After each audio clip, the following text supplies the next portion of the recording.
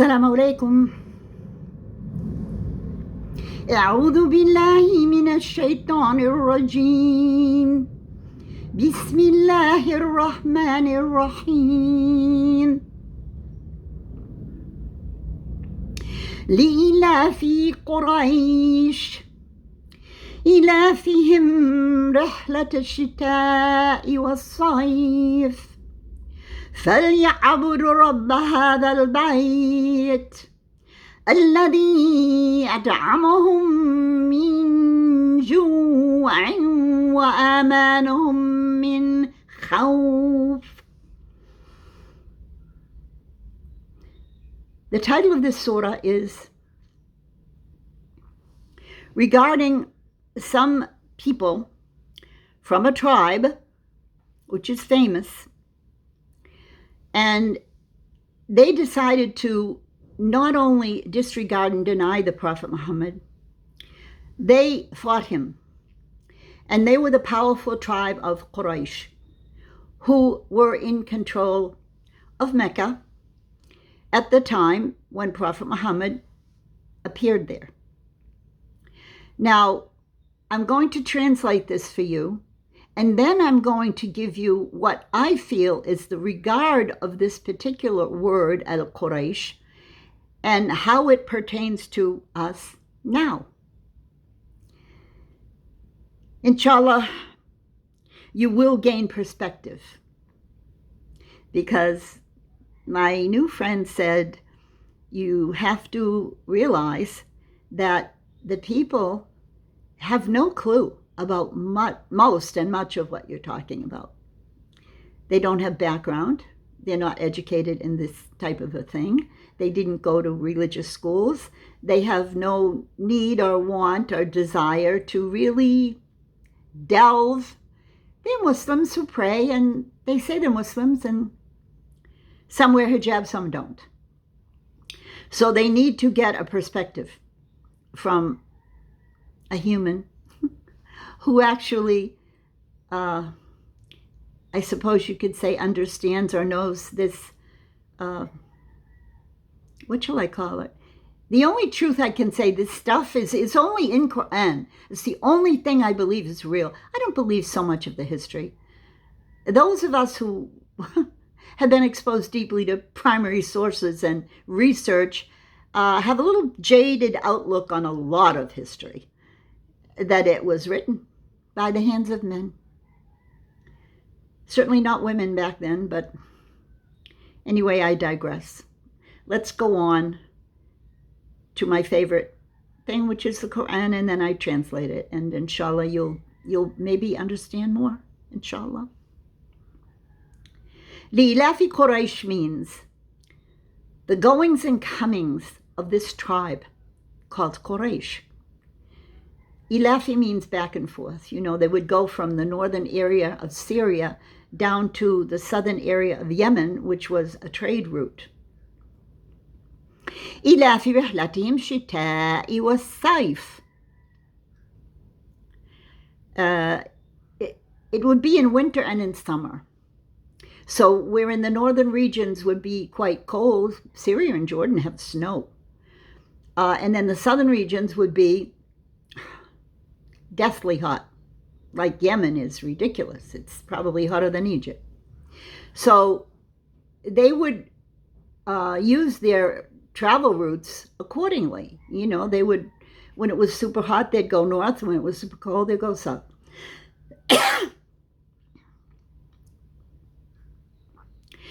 Immediately therein, Allah says, فَيَعْبُدُوا رَبَّ هَذَا الْبَيْتِ.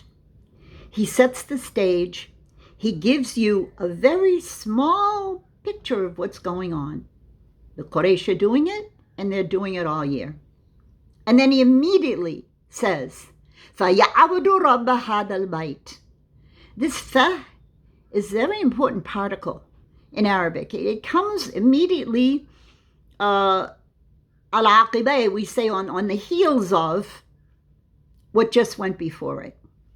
So Allah told you what went before it, and now he's saying, فَيَعْبُدُوا, worship, رَبَّ هَذَا الْبَيْتِ, the Lord of this house.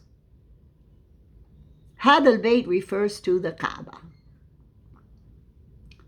You can say the biggest deal in Islam. The Kaaba is where you go for pilgrimage, and you circumambulate the Kaaba, and you do what we call manasik al-hajj. But in those days, it was not done properly. I mean, there are some narrations that actually, they not only had idols in the Kaaba, but they would circumambulate the Kaaba naked. That's how bad, sorry, but the Arabs were before Prophet Muhammad came and straightened them out after much torment, trials, tribulations, fighting. And it was not easy. And it's not going to be easy, because they are not easy. And I'm sorry to tell you, no, I think I'll make it another lesson. Let's not digress what Allah says about the Arabs.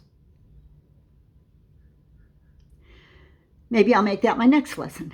What does Allah say in the Quran about the Arabs? And who are the Arabs anyway? So let's go on. الذي أطعمهم من جوع. Those who, الذي أطعمهم من جوع. Who is feeding them? Who is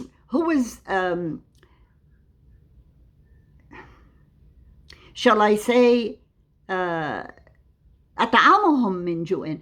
Ta'am means food. So when Allah says رب هذا البيت, He's calling them, He's referring to Himself. He is the Rabb. He is the one that gives you everything you need. So when He refers to Himself in that way, He's informing them of one of His characteristics. He feeds you. الذي أطعمهم من جوع. جوع means hunger. So He feeds you when you're hungry. And that's just the first part of that verse. It ends with وَأَمَانَهُمْ مِنْ خَوْفٍ. And He protects you from fear. Oh, what a powerful verse. What a powerful verse. So succinctly stated as only Allah can do. Worship the Lord of the house who feeds you and keeps you safe. Amanahum. Amn means security. He keeps you safe from fear. Now, QURAYSH, yes, it was the name of the tribe. However, if you care to join in with me on my, let's say, my methodology, because I'm not a native speaker, I would always want to look up the meaning of the words, because I just wasn't impressed by translations. I never was. From my very earliest days of Islam, I had this feeling that I had to learn Arabic. It was just an overwhelming urge, which prompted me to leave America after I was a Muslim for 2 years in America. I felt, no, this is not going to work. So I had to leave, and I went to Egypt. There's a book, it's a 6-volume set called Al-Maqayis ibn Faris, and it's the oldest dictionary extant in full where you can look up meanings of words. I'd like to do a whole lesson on that too. I think I'm on a roll now from encouragement of a very good Muslim woman. That's why Allah says you have to stay with the Muslims and discuss your affairs with them. So in this case, I found the meaning, the essential meaning, the fundamental meaning of the word Quraysh. It means traders. Yes. And not specifically one trader or 2 traders, but traders in general who reside on the trade routes. Now, why did that hit me so hard? I said, this is me. I live in Boston.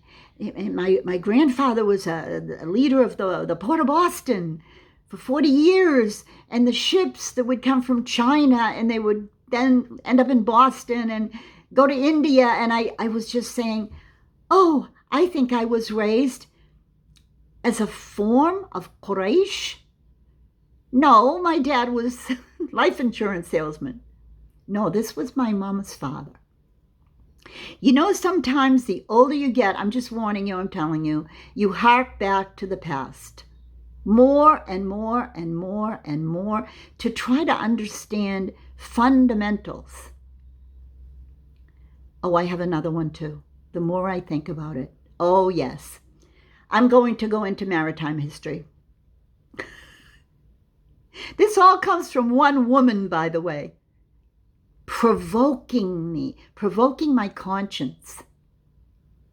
One woman who raised 7 children.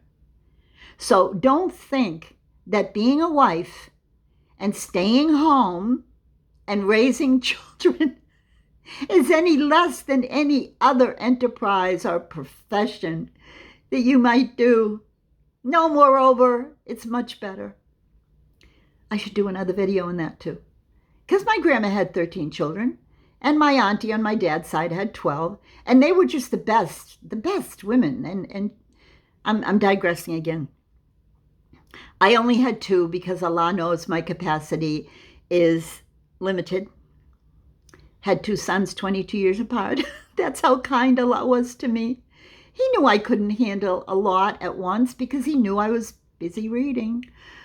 Assalamu alaikum wa rahmatullahi wa barakatuh.